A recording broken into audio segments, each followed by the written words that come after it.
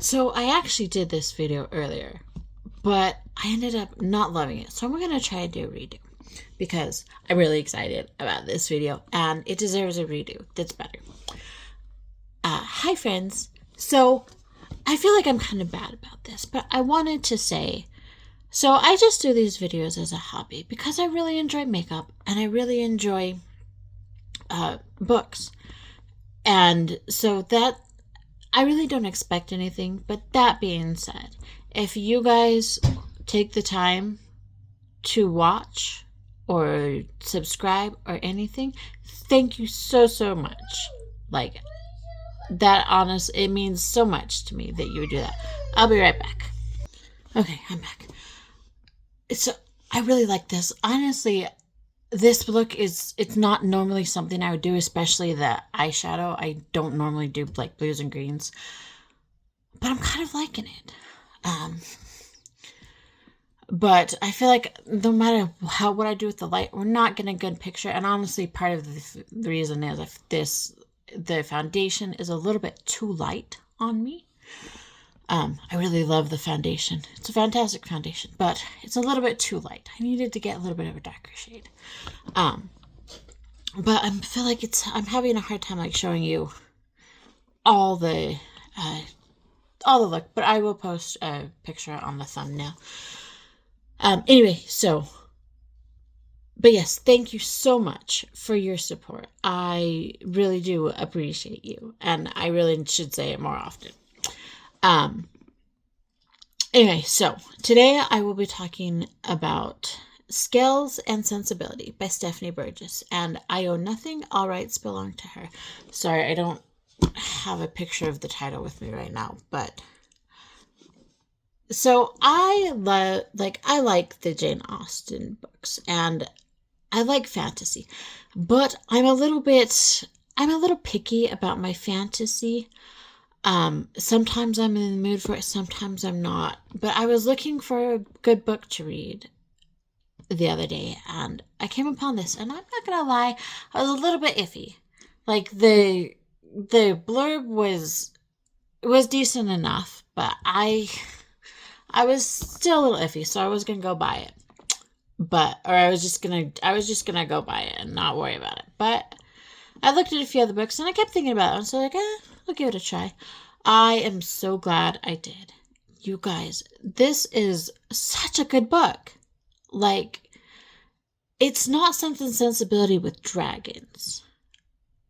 I want to say it's very, very loosely based on Sense and Sensibility. The main character is named Eleanor, and she has 3 sisters. But both of her parents have passed away in this one, and her sisters have been split up because once the parents passed away, none of their relatives wanted to take all 3 of the girls. And unfortunately, her sisters have different names too. Eleanor is the only one. Then there's Rose and Harriet, who they call Harry. But Eleanor just most of all, she wants to get back to her sisters. But the relatives she is with they're not the greatest relatives, which is like Sense and Sensibility. There are some not great relatives in there, but her uncle and her cousin are not very good people. And her aunt has basically just given up. Like, she's just given up. So she's not a lot of help. And also, dragons have come to London. And they're just little dragons. But her cousin has gotten a dragon. And instead of treating this dragon like, a living being, she pretty much just treats it like crap. And she scares the dragon all the time. This poor dragon is terrified of her. And Eleanor has pretty much been forced into... she's not really a servant, but she's pretty much just there to wait on Penelope, her cousin. Well, one day, things come to a head, and she's done. She takes the dragon, and she didn't set out to steal the dragon, but she's had enough. She can't stand the way that Penelope treats the dragon anymore. So she takes the dragon, packs or grabs what little she has and leaves. Well, while she has no idea where she's going to go. She doesn't have much money. She's only got like £4 and some change, I think it was. She has no idea where she's going to go. Maybe she can find a job as like a governess, she's thinking. So she starts walking. Well, as she's walking, she's hit by a carriage horse and knocked over.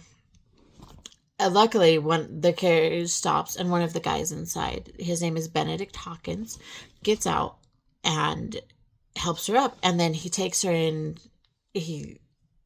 But when she was knocked over, her reticule or purse came open and she lost all her money. She's got nothing. So, and she tells him this, and he's like, well, it's our fault, so we'll take you to an inn, and we'll pay for a meal and for the night for you in the inn. And she's a little reluctant, but he's like, no, no, Isis, we have to do this. And she's like, okay. So he takes her into the carriage, and she meets his friend, Mr. Aubrey. I don't remember his whole name, but, and Aubrey is a dragon scholar, and he is obsessed with dragons, but he doesn't believe they're magical. He thinks they're just beasts. Like, there's fairy tales about dragons, but he doesn't believe that it's fairy tales. But he thinks they're just beasts, but he is obsessed with dragons.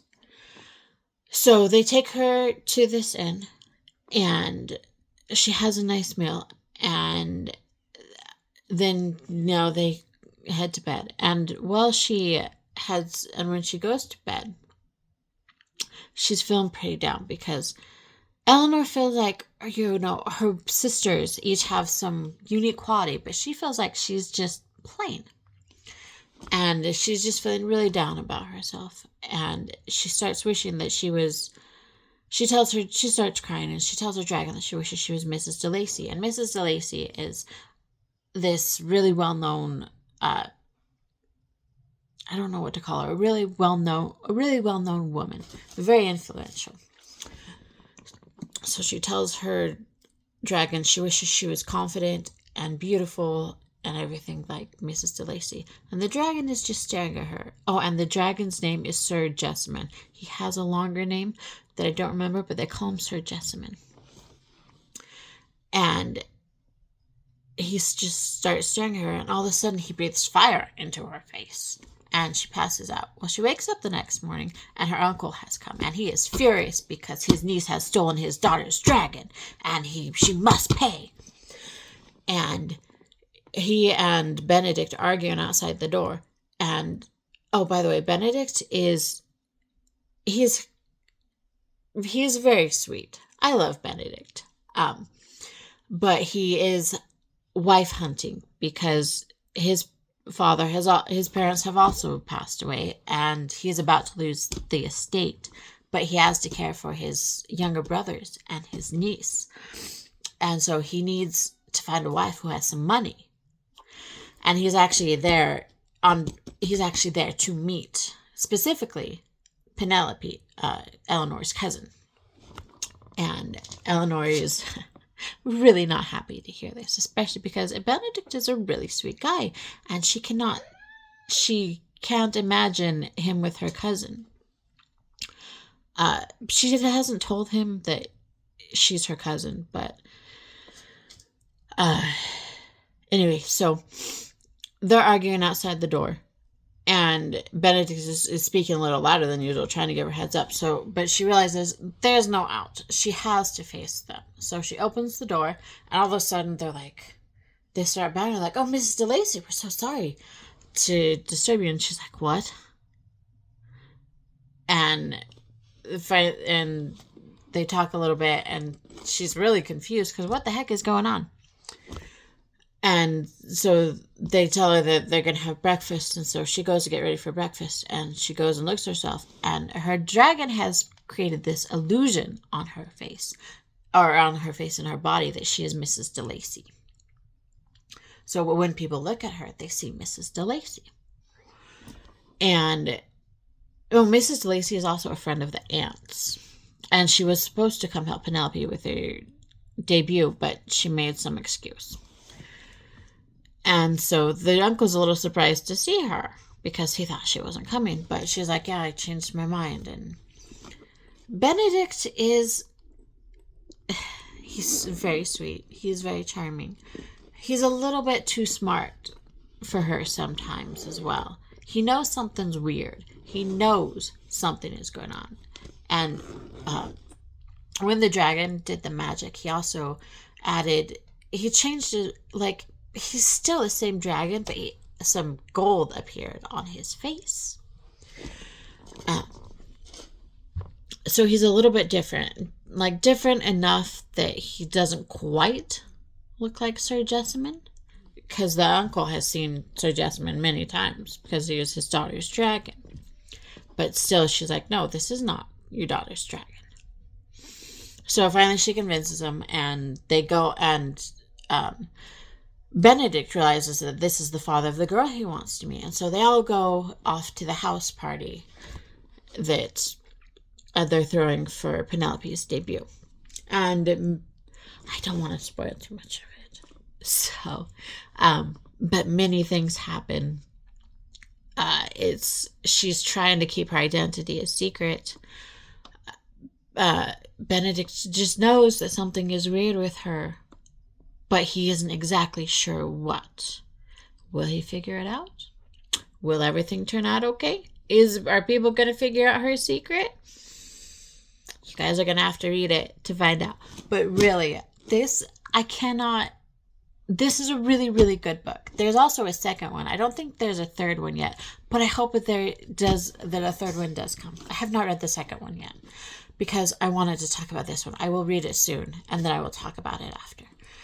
But I wanted to talk about this one before I started the second one. It's called Claws and something. I don't remember what it's called. But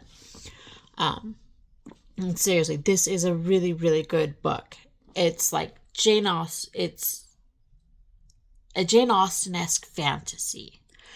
And the dragons are adorable. The characters, you just fall in love with them. Like, okay, not all of them. The bad ones, you don't fall in love with the bad ones. But they are just, especially Benedict. He is probably one of my favorites. And the dragon is absolutely adorable. He's he's a little mischievous, a little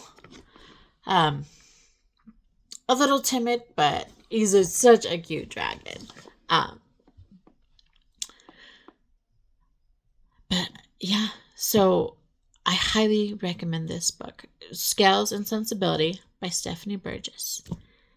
And I think that's all I've got for today. So I will see you tomorrow. Thank you again so much for watching. And I hope you guys have a great day. Bye!